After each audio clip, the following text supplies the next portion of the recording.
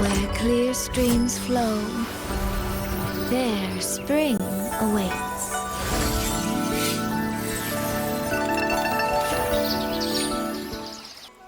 Salutările mele și bine ai venit sau revenit! Al doilea rezonator de 5 stele din patch-ul 3.5 își face debutul, drept urmare, ghidul de astăzi îi este dedicat în totalitate lui Sui Sui.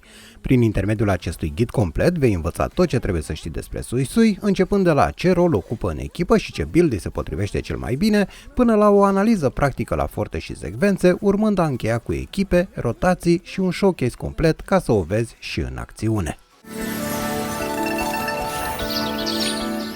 Sui Sui este un Glacier Resonator de 5 stele ce folosește Rectifier ca armă și rolul pe care îl ocupă în echipă este de healer și suport. Pe lângă heal, kitul acestea include statusul negativ Glacier Shafe, dar oferă și bonusuri tuturor rezonatorilor din echipă, dar aceste bonusuri variază în funcție de interacțiunea lor cu statusurile negative.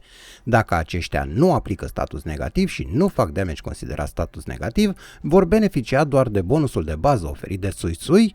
Dacă aplică status negativ sau fac damage considerat status negativ, vor beneficia în plus de creșterea numărului maxim de stack-uri aplicabile, dar în schimb, dacă aplică și consumă stack-urile de status negativ, vor putea beneficia de întregul set de bonusuri pe care Sui Sui îl oferă.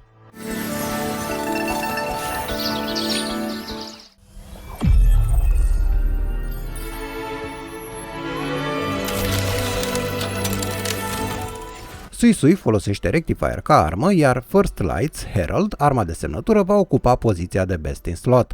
Vine cu Energy Regen ca statistică principală, iar la rank 1 oferă 12% HP bonus, 8 puncte de Concerto Energy când se activează Resonance Liberation, plus un bonus de 20% atac pentru întreaga echipă atunci când Sui Sui obține simultan efectele Snow Taint și Ripples, aplicând Glacier Shafe și oferind heal. Dacă arma de semnătură nu face parte din colecția ta, te poți folosi de Stellar Symphony, care ocupă poziția de second best in slot, deoarece Sui Sui poate activa toate bonusurile pasive pe care aceasta le oferă. La prima vedere, arma standard Boson Astro Blade ar putea fi luată în calcul datorită faptului că vine tot cu Energy Regen ca statistică principală, însă într-o valoare considerabil mai mică, iar lipsa bonusului de Concerto Energy o poziționează sub cea mai bună alternativă de 4 stele și anume Variation. Deși arma de semnătură este un bonus binevenit, lipsa ei nu va avea un impact exagerat de mare, deoarece Variation oferă suficient cât Sui Sui să funcționeze foarte bine. Dacă niciuna dintre variantele menționate mai devreme nu ți este accesibilă, atunci te poți folosi de Call of the Abyss. Setul de eco recomandat pentru Sui Sui este Song of Feather Traced, care oferă 10% Energy Regen, iar când Sui Sui aplică Glacier Shafe, obține efectul Chongming's Feather, care oferă un bonus de până la 25% atac pentru toți rezonatorii din echipă, în funcție de cât Energy Regen are în total. Ca alternativă se poate echipa setul Rejuvenating Glow, însă recomand să-l folosești doar până ce reușești să-i faci un build bun cu setul recomandat, deoarece beneficiile oferite de acesta sunt mult mai bune decât cele oferite de Rejuvenating Glow. Ca variantă de echipare avem 4-3-3-1-1, dar în slotul principal vei pune un eco de cost 3 numit Forbidden Bastion. Pe eco de cost 4 vei alege ca statistică principală crit damage, dacă vrei neapărat să storci din ea maximul de damage, care chiar și așa o să fie destul de mic, HP procentual sau healing bonus. Pe eco de cost 3 vei pune dublu Energy Regen sau Energy Regen combinat cu HP, dacă reușești să atingi necesarul sub forma aceasta, iar pe eco de cost 1 dublu HP.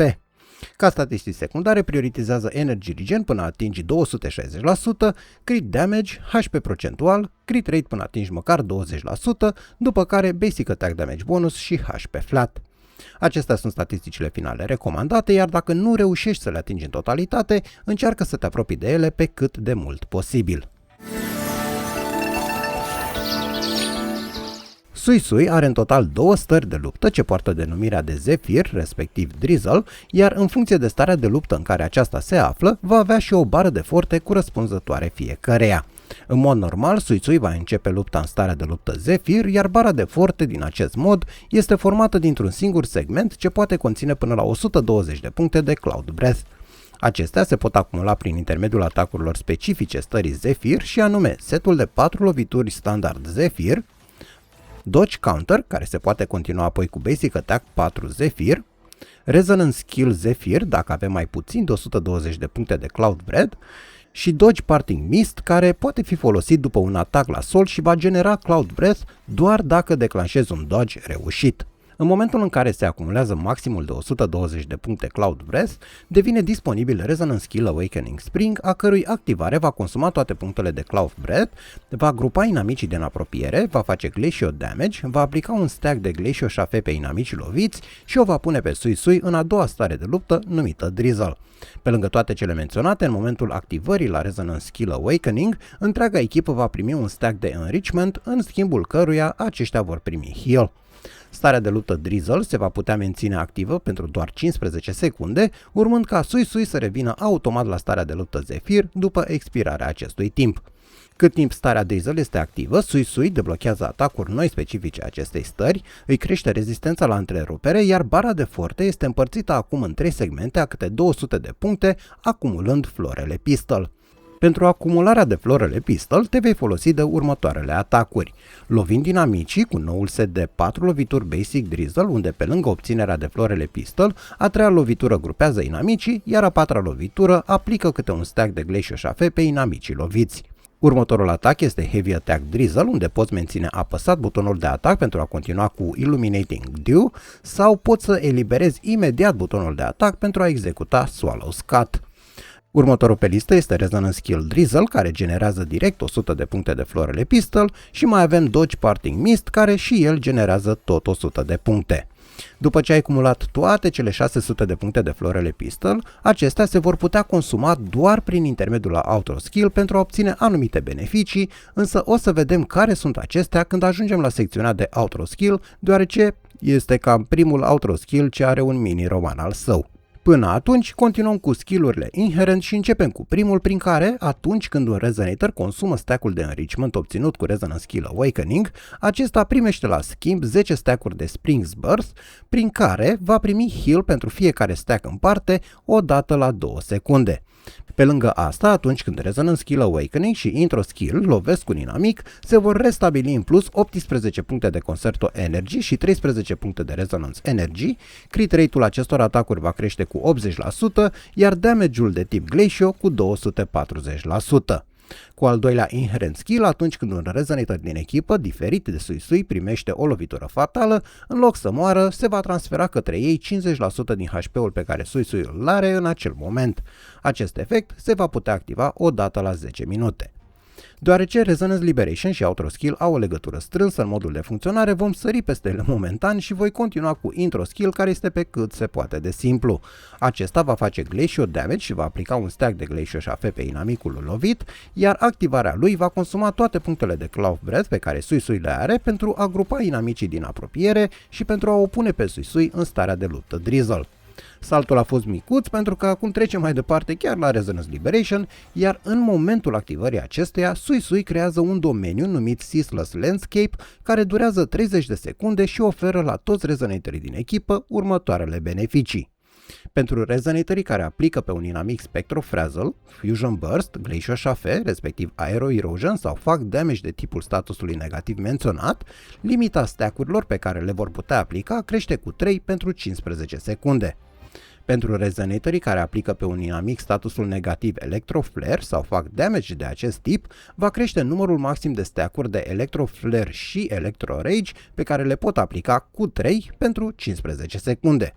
Pentru rezonatorii care consumă stack-uri de Havoc Bane în urma activării unui skill, se permite ca damage-ul de tip Havoc să ignore defensiva inamicilor cu 6%, iar rezistența lor la Havoc Damage să scadă cu 12% pentru 30 de secunde. Cât timp acest domeniu este activ, Sui Sui va intra în starea Roaming Transcendence pentru 30 de secunde în momentul în care se activează Outro Skill. Ieșind de pe teren, aceasta se va uni cu domeniul și va porni un dans transcendent prin care va executa Plume Steps la anumite intervale în funcție de cât florele Pistol s-a consumat în momentul activării de Outro Skill. De menționat că acest dans nu va porni dacă Sui Sui este rezonatorul activ pe teren și se va întrerupe automat dacă aceasta a fost off-field și revine pe teren cât timp domeniul este activ. Pentru început, bonusurile oferite de Outro Skill și de care poate beneficia orice Resonator, indiferent de mecanica lui de joc, sunt următoarele. 25% All Damage Amplification pentru 30 de secunde, efectul Reflecting Shadows, care crește rezistența la întrerupere pentru 6 secunde, Heal prin intermediul la Plume Step și până la 12% damage bonus în funcție de cât energy regen are Sui peste 200%, atât timp cât Resonatorul se află sub efectul Reflecting Shadows. Singurii Resonatori care primesc prin Outro Skill un bonus suplimentar față de cele menționate până acum, și anume până la 50% atac în funcție de cât energy regen are Sui peste 200%, sunt cei care pot consuma stack-uri de status negativ sau Electro Rage. Toate bonusurile sunt condiționate și se activează în funcție de cantitatea de florele pistol pe care Sui o avea în momentul activării de Outro Skill și de declanșarea de Plume Step în timpul dansului transcendent pe care aceasta îl execută la marginea domeniului creat prin Resonance Liberation. Pentru a beneficia de toate bonusurile în același timp, va fi necesar să fie acumulat în prealabil 600 de puncte de florele pistol, adică să ai bara de forte completă. Cum acest lucru se poate realiza fără probleme atunci când îi execuți rotația corect, nu are rost să mai intrăm în detalii despre condițiile de activare ale bonusurilor obținute la pragurile de 0, 200 și 400 florele pistol. Încheiem secțiunea de forte cu prioritatea de upgrade, iar pentru început asigură-te că activezi mai întâi nodurile cu Inherent Skills. După aceea, încearcă să duci cât mai repede posibil la nivelul 10 și în următoarea ordine Intro Skill, Resonance Skill și Resonance Liberation. După aceea, îți îndrepți atenția către circuitul de forte și, în final, Normal Attack. Dacă intenționezi să investești în secvențe, cea mai mare creștere de valoare vine de la S2, deoarece adaugă un bonus de 50% crit damage pentru întreaga echipă atunci când se aplică sau se consumă status negativ. Uitându-ne și la celelalte secvențe, începem cu S1, care este o secvență orientată mai mult spre confort. Pe lângă imunitatea la întrerupere pentru atacurile din starea Drizzle, cea mai importantă îmbunătățire este eliminarea condiției de a consuma stack-urile de status negativ sau Electro Rage pentru a obține bonusul de până la 50% atac oferit de Outro Skill. Totuși, această schimbare este relevantă doar pentru echipele bazate pe mecanica de status negativ, deoarece echipele clasice de dinaintea introducerii acestei mecanici sau cele bazate pe tune shifting nu vor putea beneficia de acest bonus indiferent. Până și bonusul de 50% crit damage oferit de S2 este condiționat de aplicarea statusului negativ, de provocarea de damage de tip status negativ sau de consumarea acestuia. Mai departe și mai pe scurt, S3 îți face rotația mai rapidă, însă Sui are deja o rotație scurtă și simplă, așa că din punctul meu de vedere nu se merită investiția. S4 oferă mai mult heal, S5 crește damage-ul atacurilor din starea Drizzle, iar S6 îi oferă un burst de damage personal prin bonusul de 500% crit damage pentru Intro Skill și Resonance Skill Awakening Spring. Deși la prima vedere bonusul de 500% crit damage de la S6 poate părea impresionant, în practică rezultatul final s-ar putea să nu fie chiar atât de spectaculos. Din acest motiv nu recomand să mergi mai departe de S2. Mai degrabă aș investi în arma de semnătură. Când vine vorba de echipe, în acest moment există doar două care pot beneficia de tot ce are de oferit kitul lui Sui atunci când aceasta este la S0.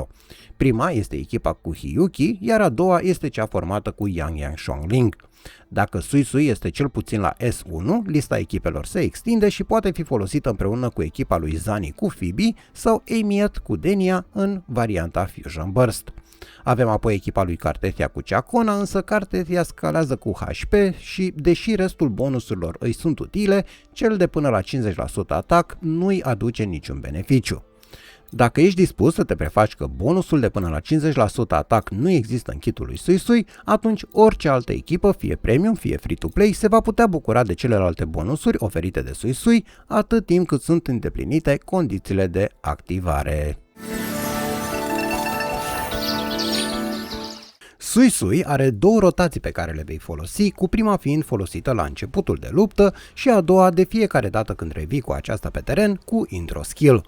Prima rotație începe cu 3 atacuri standard în starea de luptă Zephyr, ce au ca rol umplerea primei bări de forte și de a face disponibil Resonance Skill Awakening Spring, pe care îl activăm imediat ca să intrăm în starea de luptă Drizzle. Urmează un Heavy Attack pe care îl activezi când Sui Sui rămâne în aer după Resonance Skill, dar vei elibera imediat butonul de atac când animația a început pentru a face astfel atacul numit Swallow Scat. Vei continua apoi cu un noul set de 4 atacuri basic deblocat în starea de luptă Drizzle, care vor umple cele 3 segmente de la noul forte și când acestea sunt pline, activezi imediat Echo Skill, Resonance Liberation The rainfall marches. și Outro Skill.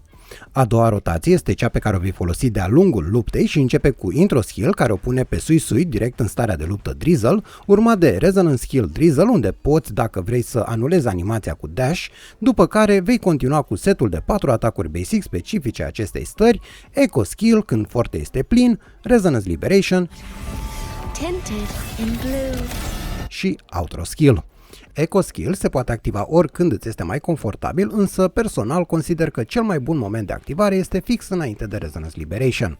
Dacă în timpul rotației devine disponibil Tune Break Skill, îl poți activa oricând, dar să te asiguri că nu îți întrerupe ritmul de atac sau vreun atac deja în executare. Te las mai departe cu un showcase complet încât să o vezi și în acțiune, lasă te rog un like dacă ghidul ți-a fost de ajutor și nu uita să te abonezi canalului meu pentru mai mult conținut Wuthering Waves. Până data viitoare, ai grijă de tine și spor la joc!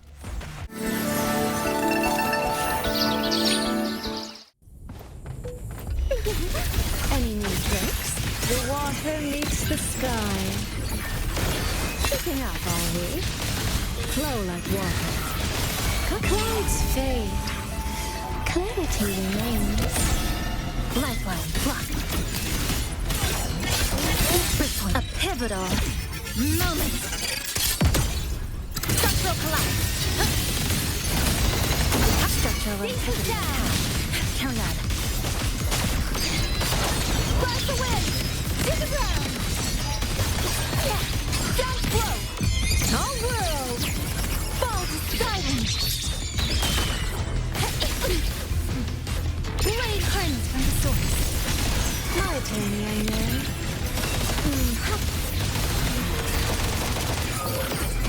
Beyond lush haze, the rainfall marches. Eye of unraveling. Come, meet your end. This ends here. Connection severed. Purge the distance. Strike the wicked. Let the wind roar. All down. Stanchion. Sever the discord. Ride the wind.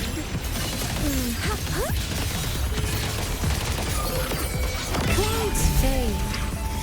Clarity remains.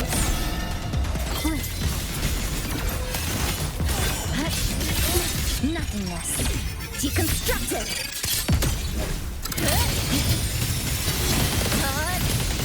Break apart. My way thin. Not a chance. Held aloft. Fall. All shapes dissipate. Harness from blinked and bound. Silence your sound. Drain the fire. My turn, young man.